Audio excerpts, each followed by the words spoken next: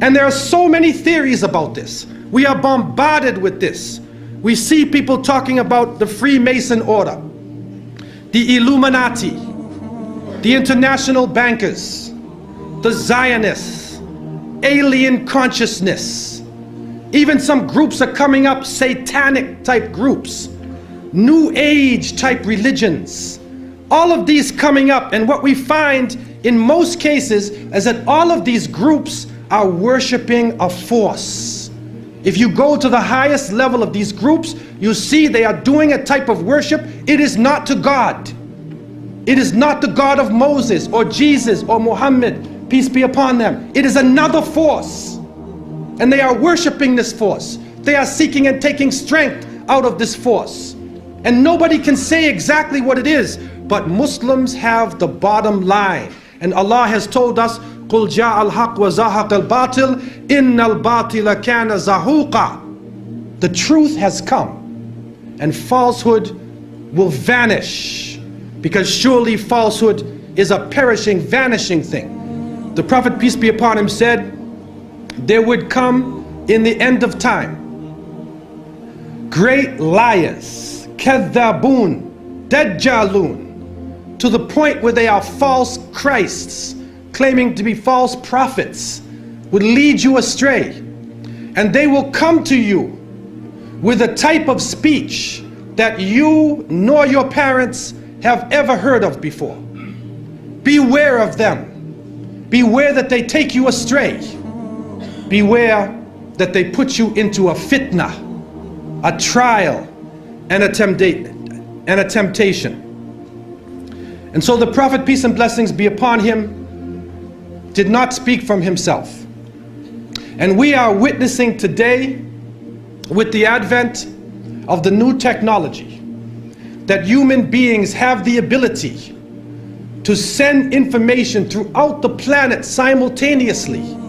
We have the ability to witness events here in Australia that could be happening in other parts of the world. In Europe, we could witness these events. But at the same time, we can be confused simultaneously. The whole world can be lied to at once. And they have the ability to twist around, to develop, to put together images and sounds, and to develop this story, which, although it is not true, appears to be true. And you know it's not true, but you watch it as though it is true, and it affects the way you think.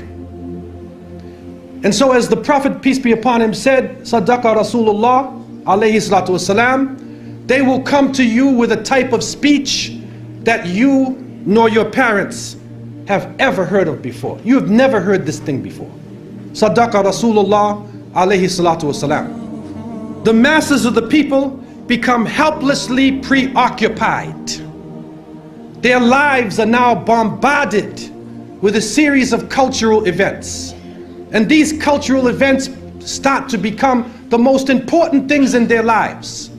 The World Cup, the Major League Series, the rugby, the cricket, the hockey, the tennis, whatever the sport may be, we see whole nations coming behind sports. And the national heroes become sporting people. Even in Saudi Arabia, even in our own Muslim countries, the national heroes are now the soccer players. Who kicks the little ball inside of a net? He becomes the hero of the nation when people are dying on the ground.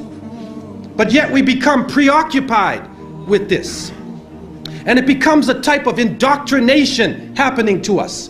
And with the use of powerful music playing on our emotions, with videos now being taken to the furthest extremes in the planet, people's thinking processes are changing.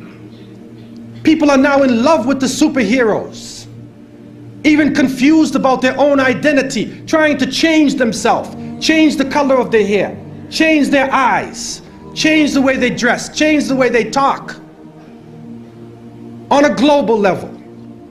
And then we see drug addiction reaching a point that humanity has never seen before.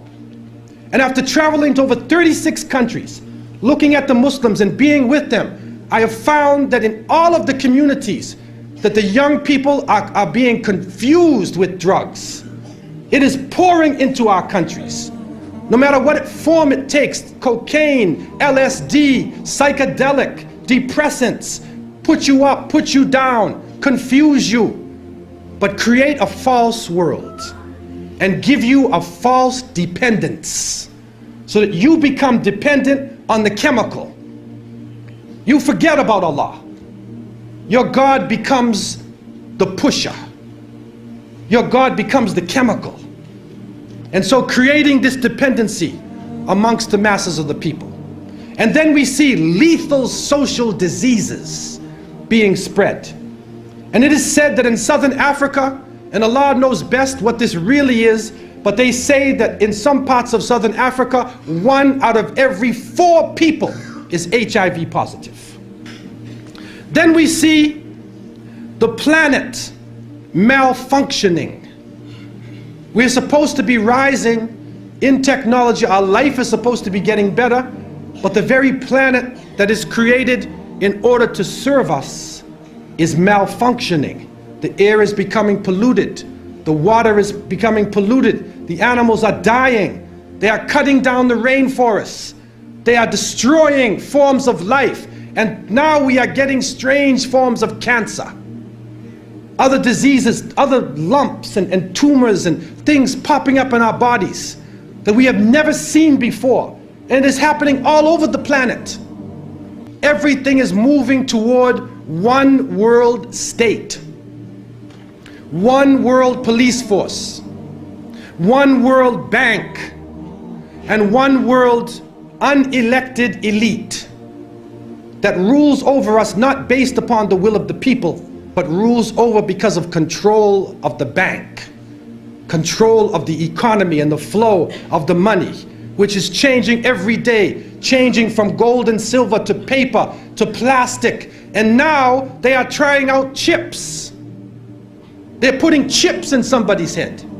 They tried it in Florida. And if you can take anything from me, don't ever let anybody put a chip inside of you. Don't let them do it to you, man. A microchip. And they say, no, it can do you a lot of good. If you're diabetic, it will say you're diabetic. But the problem we're facing is, what else can happen with that chip? What else can be done to the chip? Your emotions could be controlled. Your mind could be controlled. You could even be killed. Wal-iyadu billah.